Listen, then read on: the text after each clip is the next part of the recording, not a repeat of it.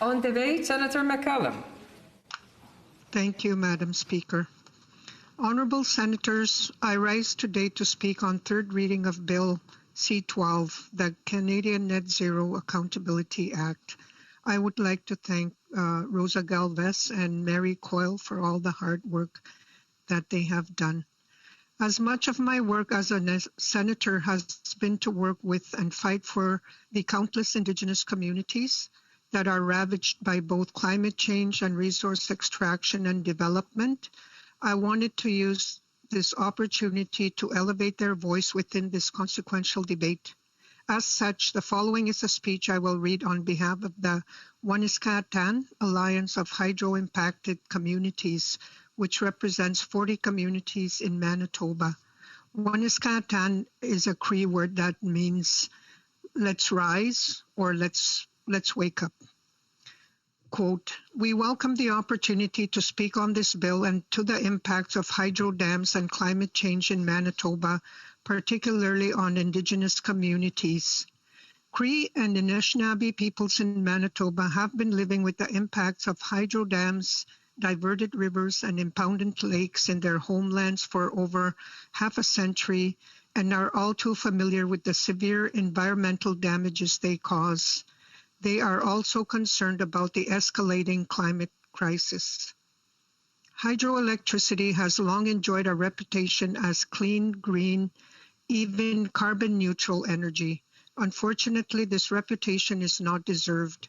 Newer research has shown that in addition to the grave and ongoing damages hydropower operations cause to lakes, rivers, forests, fish, birds, and land animals, hydropower also contributes significantly to the climate crisis.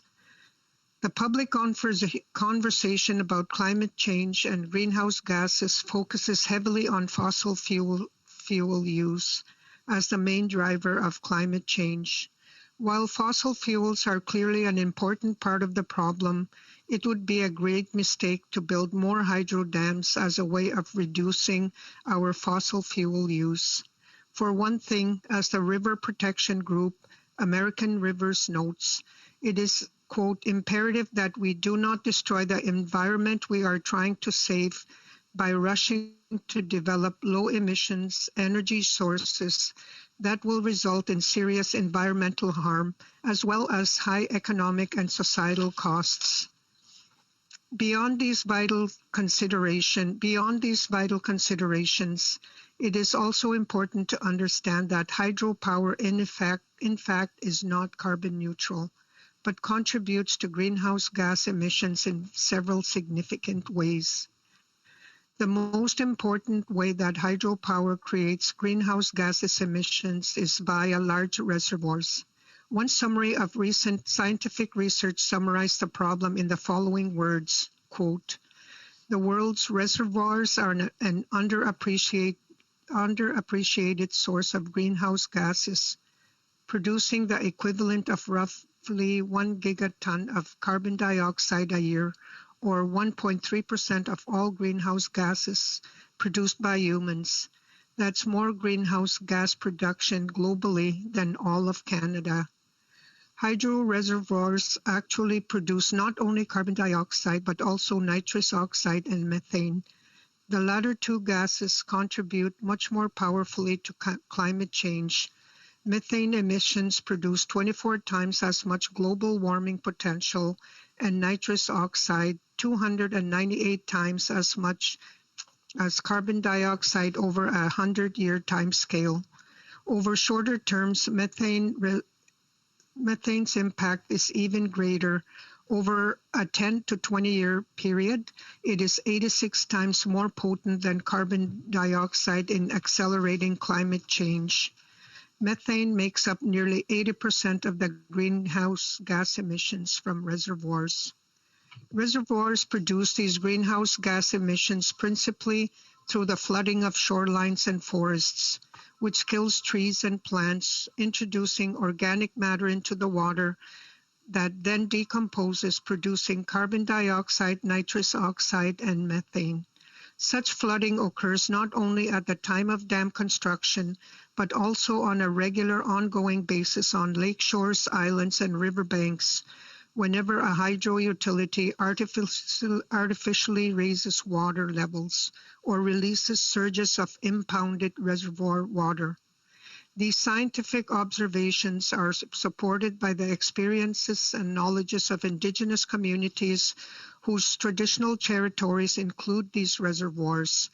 Thus, Leslie Dysart, a fisher from Opeeponapi Cree Nation, living near South Indian Lake in northern Manitoba, said, quote, "I have witnessed many times over the years along or near eroded, destroyed shoreline areas of bubbling gas emitting below the water continuously," close quote. Hydro operations have also led to the destruction of large areas of Canada's northern boreal forest, the North's equivalent of the Amazon rainforest in terms of protection against climate change. The northern boreal forest sequesters carbon and produces large amounts of oxygen, but it has been under attack for many years, and hydropower's role includes the forest cut down during hydro dam construction for roads, transmission line corridors, generating stations, dams themselves, constructions materials, forests drowned and killed by the flooding of land, and the tens of thousands of trees lost annually due to the constant slumping of shorelines and destruction of islands caused by hydro's manipulation of water levels. Again, as Leslie Dysart further indicates, quote, "Hundreds of lakes, islands have disappeared on South Indian Lake over the decades. The trees and vegetation are submerged and decay, emitting GHGs. There is no monitoring of this impact," close quote. Both the construction and the decommissioning of hydro dams are also great emission sources. Building mega dams requires moving tons of earth and rock and long-distance transport of large amounts of heavy materials such as concrete and cement, which involves burning a lot of fossil fuels. Decommissioning hydro dams actually causes even more emissions, up to 3 times as much as constructing them. Thus, accounting for emissions related to hydropower must consider the amount related to the decommissioning process in addition to construction and maintenance. Hydro dams and climate change have significant impacts on Indigenous peoples and communities. Indigenous peoples suffer some of the highest burdens of disease and ill health in Canada, combined with some of the poorest access to health care. While multiple factors are at work here in northern Manitoba, hydro dams are a major factor. The filling of lakes and rivers with silt, dead trees, and debris has made travel dangerous and difficult, led to many fatal accidents, and created a drinking water crisis in a land where in the past people could literally dip their cups in the water and drink. Bathing and swimming in once pristine water is no longer possible in many lakes, with children suffering skin rashes when they make the attempt. Mercury contamination after flooding has forced the closure of numerous fisheries over the years, and the damages to land and water have inhibited or prevented the practice of culture on the land and harvesting of healthy food and medicines. The people are left with chronic boil water advisories and reliance on expensive, unhealthy, mostly processed store-bought food. They have to pay for this new unhealthy type of food with incomes derived mostly from social assistance, since their once lucrative commercial fisheries have been decimated by hydro operations. Climate change will make all these problems worse and is already beginning to do so. While hydro dams have created a chronic problem with dangerous hanging ice suspended precariously above the water by the wintertime lowering of water levels, climate change will weaken ice even more and lead to more deaths by falling through the ice. Already, prairie winters have become shorter and warmer. This in turn means winter roads can only be created for very short periods to bring in heavy and bulky supplies to communities without regular road access, further increasing the cost and difficulty of supplying communities with their basic needs. Thinner ice for shorter periods also increases the difficulty and danger of travel on land and water, further threatening health and promising to lead to more accidents and fatalities. Climate change threatens animal populations that have long been important to indigenous communities such as muskrat, caribou, and moose. Hydro dams have already forced many animals to move: moose, caribou, beaver, muskrats, rabbits, as they can no longer live in the forest or by the erratically fluctuating lakes and rivers. The sturgeon and whitefish that traditionally form the foundation of Cree diets have already been decimated by hydro operations, unable to spawn safely or to follow their traditional movements, while fishing nets are tangled or destroyed by the fallen trees. Climate change will only worsen these disasters as well. All these negative changes in the climate, along with the lands, waters, forests, and animals, are especially harmful to indigenous peoples, and they have resulted from activities that have brought them little or no benefit. Many hydro-affected Cree and Anishinaabe people have difficulty paying for the hydro that heats and lights their homes, even if though it is generated at great cost to them, environmental, economic, and human cost. Not only has hydropower largely wiped out their once abundant hunting, trapping, and fishing economies, but there is also the human loss, psychological damage, and emotional stress created by witnessing the profound harm and destruction to their homelands, economies, health, and families.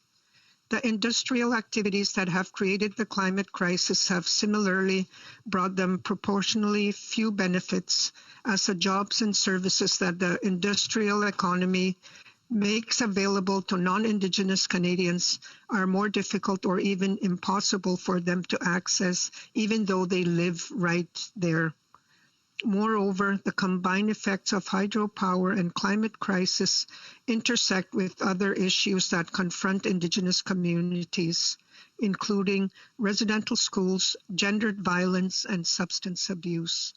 Indeed, much recent media attention has focused on the violence against Indigenous women and Two-Spirit people engendered by so-called man camps, notably those associated with hydro construction over the last 50 years.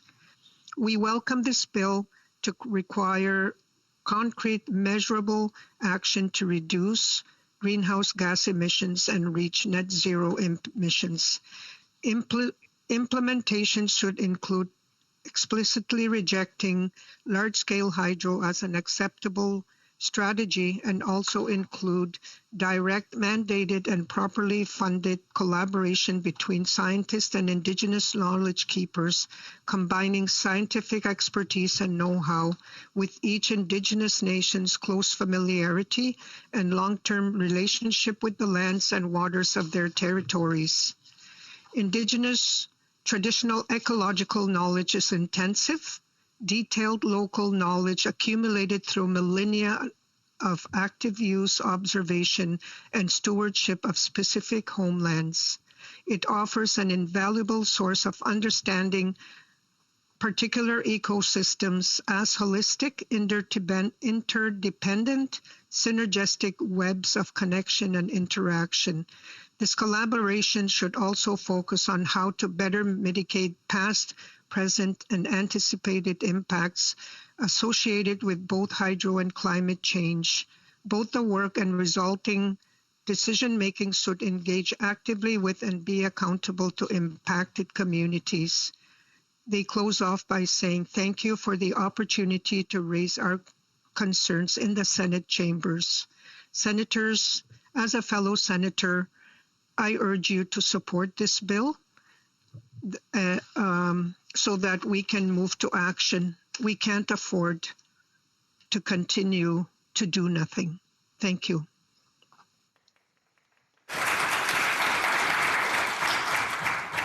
Resuming